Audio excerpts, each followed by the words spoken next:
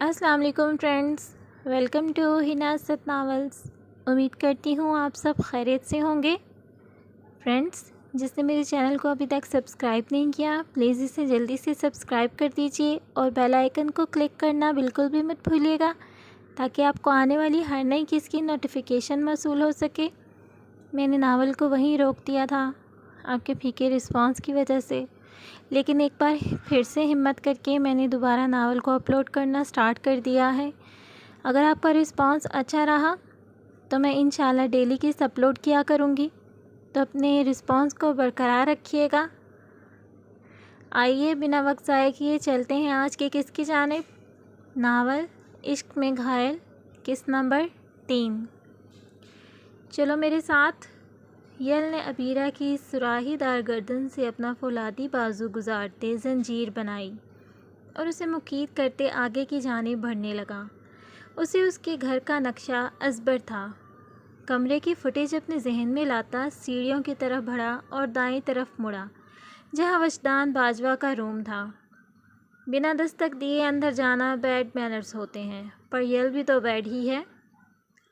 وہ استہزائیہ انداز میں پر اسرار سا مسکرایا تو اس کی گرفت میں چٹ پٹاتی عبیرہ نے اس کی پسلیوں میں کوہنی مار کر اسے زخمی کرنے کی کوشش کی، مگر مقابل یل تھا، کوئی عام انسان نہیں جو اس کی اس بھوتی سی خود کو بچانے کی گئی کوشش کو کامیاب ہونے دیتا۔ اس نے اس کے دوسرے ہاتھ سے اس کی بازو کو کھینچ کر اس کی پشت پر لپیٹ دیا اور زوردار لات مار دروازے کے لاک کو ایک ہی وار میں توڑ دیا۔ کمرے کا دروازہ کھل چکا تھا۔ فرینہ اور وجدان اپنی اچانک پڑی اس استداد پر یکلک دروازے کی جانب دیکھا، مگر سامنے کھڑے اس اجنبی کو دیکھ کر فرینہ تو ششدر رہ گئی، جبکہ وجدان باجوہ کے چہرے کا رنگ پھیکا پڑ گیا۔ ہیلو، آئی ایم یل، نام تو سنا ہی ہوگا، انڈر ورلڈ کے ڈان ایسے ہی ہوتے ہیں۔ اس کی گمبھیر بھاری روبدار آواز کی پر اسراریت پر فرینہ کے وجود میں خوف کی لہر دوڑ گئی اور آنکھوں کی پتلیاں حیرت سے پھیلیں۔ اصل میں مجھے آپ کے شوہر سے کچھ ضروری بات کرنی ہے اور مجھے امید ہے آپ دور رہیں گی، ورنہ مجھے اپنے کام میں ٹانگ اڑانے والوں کو کاٹ ڈالنا اچھے سے آتا ہے۔ وہ جتنے آرام و سکون سے بولتا اندر داخل ہو کر دروازہ بند کر گیا تھا، فرینہ کو اتنے ہی زور کا کرنٹ لگا تھا اس کی دھمکی اور عبیرہ کی گردن کے گرد اس کے ہاتھ میں موجود تیز دھار چمکتا ہوا بلیڈ دیکھ کر۔ وہاں پہنچ کر وڈیرے کے منشی نے اسے بڑی حویلی کی ایک چارپائی پہ بٹھایا اور خود چودھری صاحب، جس کا نام فیروز چودھری تھا، اسے بلانے چلا گیا۔ وہ بیزاری سے جمائی روک کر ادھر ادھر کا جائزہ لینے لگی۔ تھوڑے وقفے کے بعد ایک سفید پگڑی والا چہرہ نمودار ہوا۔ وہ احتراماً کھڑی ہو گئی۔ چودھری صاحب نے اس کے بارے میں جاننے کے بعد اسے بیٹھنے کو بھی کہا۔ حال احوال کے بعد اس نے سیدھے ان سے ہاسپٹل میں موجود بھیڑوں کے بارے میں پوچھا۔ دیکھ پتر، برسوں سے اس ہاسپٹل میں کوئی ڈاکٹر نہیں آیا، اس لیے وہ برسوں سے بند پڑا ہے۔ یہاں کوئی ڈاکٹر اب تک نہیں ٹکا پتر۔ تینوں تے پتہ ہوگا نا ساڈے پنڈ دی حقیقت، آپ کو تو پتہ ہوگا نا ہمارے گاؤں کی حقیقت۔ چودھری صاحب اردو اور پنجابی مکس کر کے اسے اپنی بات سمجھانے کی کوشش کر رہے تھے۔ اتنا تو اب تک وہ سمجھ چکی تھی یہ کیس کوئی آسان معاملہ نہیں تھا، مگر یہ سب اتنا مشکل ہوگا یہ اندازہ نہیں تھا اسے۔ وہ اپنے ادارے میں سب سے بہادر مانی جاتی تھی۔ وہ اب تک بہادری کے کئی تمغے اپنے نام کر چکی تھی، سیلاب زدگان کی مدد کر کے مختلف علاقوں میں جا کر۔ اس سب میں ایک خاصیت تھی کہ وہ ایک بار جس کام کو شروع کرتی تو اسے تکمیل تک پہنچا کر ہی دم لیتی۔ اس نے اپنی کسی کیس میں ہار نہیں مانی تھی اور اس کی ضمانت اسی خصوصیت کی وجہ سے اسے یہاں بھیجا گیا، لیکن شاید یہ معاملہ تو اس کی سوچ سے بالا تر تھا۔ چودھری صاحب نے اسے جو کہانی سنائی تھی اس کے مطابق قتل ایسے ہوتے ہیں کہ قاتل اپنا نشان تک نہیں چھوڑتا، اور چودھری صاحب نے ایک خدشہ بھی ظاہر کیا کہ یہاں قتل کوئی انسان نہیں کر رہا۔ انہیں یقین بھی نہیں تھا کہ قتل ہو بھی رہے ہیں یا ویسے ہی بندے غائب ہو رہے ہیں۔ قاتل کو پکڑنا آسان ہے، مگر معلوم ہو جائے قاتل کون ہے اور کیوں قتل پہ قتل کر رہا ہے۔ لیکن یہاں تو سرے سے ہی قاتل کا کوئی نام و نشان تک نہیں تھا، اور ایسے میں قاتل تک پہنچنا مشکل ہی نہیں ناممکن تھا۔ آج میرا اسٹاف، نرسز اور میڈیکل کی باقی چیزیں بھی پہنچ جائیں گی۔ آپ مہربانی کر کے مجھے ہاسپٹل کی صاف صفائی کروا دیں تاکہ میں اپنا کام شروع کر سکوں۔ وہ کوئی پراسرار مخلوق ہوگی جو یہ سب کر رہا ہے، اور پراسرار مخلوق سے ٹکر لینا کوئی آسان کام نہیں۔ چودھری صاحب نے اسے سمجھایا کہ وہ واپس لوٹ جائے، جیسے اس سے پہلے آنے والے لوگ لوٹ گئے۔ یہاں صرف خطرہ ہے، یہاں زندگی کی بازی لگتی ہے جسے جیتا بھی نہیں جا سکتا۔ نہیں، یہ اس کے معیار، اس کے اصولوں کے خلاف تھا۔ اس نے اپنی زندگی میں کبھی ہار نہیں مانی تھی۔ چودھری صاحب اس کی ضد کے آگے کچھ بول نہیں سکے، لیکن صاف لگ رہا تھا وہ ان کی اس بے وقوفی سے خوش نہیں ہیں۔ ہاسپٹل کی جو حالت تھی، اس کے بعد کم از کم وہ وہاں تو رہائش نہیں اختیار کر سکتی تھی۔ چودھری صاحب نے اسے اپنے مہمان خانے میں رہنے کی دعوت دی، جو اس نے خوشی خوشی قبول کر لی۔ پھر انہوں نے اپنا ایک بندہ بھیج کر اس کا سامان یہی لانے کو کہا۔ چودھری صاحب کے ساتھ چلتے ہوئے وہ ان کے مہمان خانے میں آئی، جو کوئی 5 مرلے کی چھوٹی سی جگہ تھی۔ 2 کمروں اور ایک واش روم پر مشتمل وہ مہمان خانہ اسے اس ہاسپٹل سے تو کہیں زیادہ بہتر لگا۔ چودھری صاحب وہاں سے چلے گئے۔ وہ آرام کرنے کی غرض سے ایک کمرے میں آ گئی۔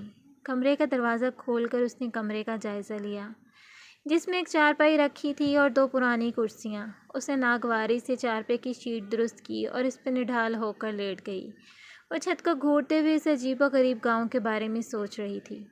وہ اپنی 5 سالہ جاب کے دوران مختلف تجربات سے گزری تھی، مگر یہاں سب عجیب اور پراسرار سا لگ رہا تھا، اس لیے وہ سمجھ نہیں پا رہی تھی کہ کہاں سے شروع کیا جائے۔ اس نے چودھری صاحب سے جو معلومات حاصل کی تھیں، ان کے مطابق ہر مہینے کی 14ویں رات کو اس گاؤں کا ایک نوجوان غائب ہو جاتا ہے، اور ایسے غائب ہو جاتا ہے کہ کسی کو اس کا نام و نشان تک نہیں ملتا۔ اس کے ذہن میں کئی سوالات تھے۔ کون یہ سب کر رہا ہے؟ کیوں کر رہا ہے؟ کیسے کر رہا ہے؟ صرف 14ویں رات کو ہی وہ یہ سب کیوں کرتا ہے؟ کیا حاصل ہوتا ہے اسے یہ سب کر کے؟ اور بھی کئی سوالات اس کے ذہن میں گردش کر رہے تھے۔ سوال کئی تھے، لیکن جواب ایک کا بھی نہیں تھا۔ وہ اپنے ذہن کے ساتھ ہی الجھی ہوئی تھی کہ اسے کسی کی آمد محسوس ہوئی۔ اس نے وہیں لیٹے لیٹے دروازے کی طرف دیکھا تو منشی جی کھڑے تھے، وہی جن سے ابھی وہ تھوڑی دیر پہلے ملی تھی۔ وہ ہاتھوں میں ایک ٹرے لیے کھڑا تھا۔ وہ اٹھ کر بیٹھ گئی، جبکہ وہ منشی مسکراتے ہوئے حیرت سے اسے دیکھ رہا تھا، جیسے یہاں آتے وقت گاؤں والے اسے دیکھ رہے تھے۔ اسے منشی جی کی نظروں سے عجیب جھجک کا احساس ہوا۔ اس نے گلا کھنکار کر منشی جی کو ہوش میں لانے کی کوشش کی۔ اس کا یہ تجربہ کام کر گیا۔ منشی ہڑبڑا کر آگے بڑھا اور ٹرے اس کے پاس رکھ دی۔ اس نے ایک نگاہ ٹرے پر ڈالی۔ چائے کے ساتھ بسکٹ بھی لائے گئے تھے۔ منشی کے جانے کے بعد اس نے چائے کے ساتھ بسکٹ کھانے شروع کیے۔ بھوک کافی لگ رہی تھی اسے۔ اس نے راستے میں بھی کچھ نہیں کھایا تھا۔ چائے سے فارغ ہو کر وہیں پھر سے لیٹ گئی، اور اس بار وہ نیند کی آغوش میں چلی گئی۔ صبح صبح ہی سارے موڈ کا ستیہ ناش مار کر رکھ دیا۔ کیا کروں اب؟ واپس جاؤں؟ مجھے اس جاب کی بہت ضرورت ہے۔ اگر یہ لڑکی اس انڈسٹری کی مالک ہوئی تو کبھی مجھے یہاں جاب نہیں دے گی۔ کیا کروں اے پروردگار، میری مدد فرما۔ وہ سر اٹھائے آسمان کی جانب دیکھتے ہوئے منہ میں بڑبڑاتے ہوئے اللہ تعالیٰ سے فریاد کر رہا تھا۔ آپ اندر نہیں جا سکتے، میڈم غصہ ہوں گی۔ فردان مصطفیٰ نے ہمت کر کے اندر جانے کی کوشش کی ہی تھی کہ باہر کھڑے ہوئے گارڈز نے اسے اندر جانے سے روک دیا۔ تبھی ایک شخص جو ڈرائیور سے کچھ دور اپنی گاڑی رکوا کر ان دونوں کی تکرار دیکھ چکا تھا، گاڑی سے نکل کر باہر آیا۔ عمر لگ بھگ 45 کے قریب، سوٹڈ بوٹڈ شاندار شخصیت کا مالک تھا۔ جانے دو اسے اندر۔ وہ اپنے کوٹ کا درمیانی بٹن بند کرتے ہوئے اندر کی طرف بڑھ گیا تو گارڈز کی پکڑ اس کے بازوؤں پر ڈھیلی پڑ گئی۔ اس رعبدار شخص کے اندر جاتے ہی تھوڑی دیر بعد وہ سر جھٹک کر بلڈنگ کی طرف بڑھا اور دھڑکتے دل کے ساتھ اندر داخل ہو گیا۔ بلڈنگ میں داخل ہوتے ہی انسانوں کے ایک ہجوم نے اس کا استقبال کیا، جو اپنے کاموں میں مصروف ادھر ادھر پھرتے ہوئے نظر آ رہے تھے۔ ان کے اعلیٰ ترین کپڑوں سے ان کی حیثیت کا اندازہ بخوبی ہو رہا تھا، جو کہ اسے عجیب قسم کی احساس کمتری میں مبتلا کر رہا تھا۔ اپنے پل پل بدلتے احساسات کو قابو میں کرتے ہوئے وہ ریسیپشن کی طرف بڑھ گیا، جس کی دوسری طرف موجود لڑکی کے چہرے پر میک اپ کی ایک دبیز چادر چڑھی ہوئی تھی۔ جی فرمائیے، میں آپ کی کیا مدد کر سکتی ہوں؟ لڑکی کے چہرے کے ساتھ ساتھ آواز میں بھی مغروریت اور چڑچڑا پن تھا۔ جی، وہ میں انٹرویو کے لیے آیا ہوں، اس نے ہمت کر کے جواب دیا۔ اوہو، یہاں جاب کرنی ہے؟ اس نے تراشیدہ ابرو جھکا کر اس کے کیچڑ زدہ کپڑوں کو عجیب سی نظروں سے دیکھا۔ جی، اس نے ناسمجھی سے آنکھیں پھیلائیں۔ 10ویں منزل پر سیدھے جا کر داہنی طرف مڑ جانا، تمہیں خود ہی پتہ چل جائے گا کہ جاب ملتی ہے یا نہیں۔ Okay thanks. نہ چاہتے ہوئے بھی اس نے شکریہ ادا کیا اور لفٹ کی طرف بڑھ گیا۔ ابھی اس نے لفٹ میں قدم رکھا بھی نہیں تھا کہ اندر سے 2 سوٹڈ بوٹڈ آدمی ایک 30-35 سالہ عورت کو بازوں سے تھامے اسے گھسیٹتے ہوئے لے جا رہے تھے۔ تم لوگ میرے ساتھ ایسا نہیں کر سکتے۔ میں نے 5 سالہ پوری ایمانداری کے ساتھ اس کمپنی کے لیے کام کیا ہے۔ تم مجھے اس طرح نہیں نکال سکتے، چھوڑو مجھے۔ وہ عورت برابر چیختے ہوئے اپنا بازو چھڑانے کی کوشش کر رہی تھی۔ یہ منظر دیکھ کر اس کا دل خوف زدہ ہوا تھا، اس کی ہمت ذرا سی ڈگمگائی تھی۔ فردان مصطفیٰ، تو ابھی سے گھبرانے لگا؟ ایسا کیسے چلے گا؟ کہاں گئی تیری ہمت؟ راستے میں تو نہیں گرا دی کہیں؟ ہمت سے کام لے، لمبی لمبی سانس لے اور اپنے دل کو قابو میں رکھ۔ لفٹ سے نکل کر وہ تیزی سے آگے بڑھنے لگا۔ داہنی طرف مڑتے ہی اس کے پیر اپنی جگہ پر رک سے گئے تھے۔ آگے کا منظر ہی اسے ڈرانے کے لیے کافی تھا۔ فردان مصطفیٰ، اب کیا ہوگا تیرا تو ہارنا پکا ہے۔ اس کی ہمت اب سچ میں جواب دینے لگی تھی۔ بہت سے لڑکے نفیس کپڑوں میں ملبوس، ہاتھوں میں فائل تھامے لائن میں لگے ہوئے تھے۔ اسٹائلش کپڑے زیب تن کیے عمدہ میک اپ میں وہ لڑکیاں اس کی ہمت کو توڑ رہی تھیں۔ اس کا دل کیا یہاں سے پلٹ جائے، لیکن اپنے بابا کا خیال آتے ہی وہ ہمت کر کے آگے بڑھنے لگا۔ نظریں جھکی ہونے کے باوجود بھی وہ ان لڑکیوں کی نظر اپنے اوپر جمی ہوئی محسوس کر سکتا تھا۔ وہ جب بھی کسی لڑکی کو دیکھتا تو یوں ہی احتراماً نظریں جھکا لیتا، لیکن وہ نشا نے اپنی مغروریت اور تکبر کا مظاہرہ کیا تھا، جس کی وجہ سے وہ اسے مقابلہ بازی پر اتر آیا تھا، ورنہ وہ صنف مخالف کا بہت احترام کرتا تھا۔ اس ہجوم میں وہ جو بیٹھنے کے لیے مناسب جگہ ڈھونڈ رہا تھا کہ اچانک سے پیچھے سے لگنے والے دھکے سے خود کو سنبھال نہ پایا اور آگے موجود شخص سے جا ٹکرایا۔ اس سے پہلے کہ وہ کوئی رد عمل ظاہر کرتا، ایک اور دھکا اسے لگا اور وہ ایک دروازے کی طرف لڑھک گیا۔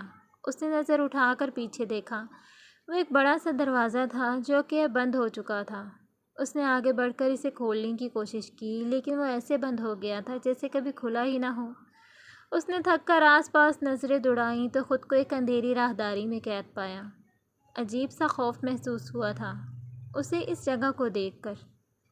ہاتھ میں موجود فائل پر اپنے ہاتھوں کی گرفت مضبوط کرتے ہوئے دھیرے دھیرے مضبوط قدم اٹھاتا وہ آگے بڑھنے لگا، کیونکہ واپسی کا کوئی راستہ ہی نہ تھا۔ راہداری بالکل سنسان اور اندھیرے میں ڈوبی ہوئی تھی۔ راہداری کے آخر میں لفٹ کو دیکھ کر سکون کی سانس اس کے سینے سے خارج ہوئی۔ اس کے بٹن دباتے ہی لفٹ کا دروازہ دھیرے سے کھلا۔ لفٹ بند ہونے سے پہلے ہی وہ جلدی سے اندر گھس گیا اور 11ویں منزل پر جانے کے لیے بٹن تلاش کرنے لگا، لیکن اسے حیرانی ہوئی وہاں پر صرف ایک ہی بٹن دیکھ کر، جس پر انگریزی کا اے لکھا ہوا تھا۔ اس نے دھڑکتے دل کے ساتھ وہ بٹن دبا دیا۔ لفٹ کے حرکت میں آتے ہی اسے عجیب قسم کی گھبراہٹ ہونے لگی تھی۔ عجیب سے احساسات اسے چاروں طرف سے جکڑ رہے تھے۔ ایسا لگ رہا تھا جیسے کچھ بہت برا ہونے والا ہے، بہت ہی برا۔ لفٹ کے رکتے اور دروازے کے کھلتے ہی وہ جلدی سے باہر آیا اور لمبی لمبی سانس لے کر خود کو نارمل کیا۔ اس نے نظریں اٹھا کر اپنے چاروں طرف دیکھا۔ یہ ایک عالی شان آفس تھا، جس کی ہر شے قیمتی اور خوبصورت تھی۔ دیواروں پر سجی پینٹنگ سے لے کر دیواروں سے لگے صوفے اور ٹیبل پر رکھی ایک چھوٹی سی پین تک اپنی قیمتی اور مہنگی ہونے کی چیخ چیخ کر گواہی دے رہی تھی۔ یہاں کی ہر چیز قابل ستائش تھی۔ دیوار اور ان سے لگے صوفے اور دبیز شیشوں کی کھڑکیوں کے آگے لگے پردے سے لے کر آفس ٹیبل اور اس پر رکھا لیپ ٹاپ، پین، نوٹ پیڈ سے لے کر چیئر اور دروازے تک عمدہ اور استعمال کرنے والوں کے اعلیٰ ذوق کا منہ بولتا ثبوت تھے۔ تو ڈیئر ریڈرز، آپ کو کیسی لگی 3rd ایپیسوڈ اس ناول کی؟ جلدی سے مجھے اچھا سے رسپانس دیجیے تاکہ میں نیکسٹ ایپیسوڈ کل ہی اپلوڈ کر سکوں۔ اپنا بہت سا خیال رکھیے گا، دعاؤں میں یاد رکھیے گا۔ آپ کی ادنیٰ سی رائٹر حناست۔ اللہ حافظ۔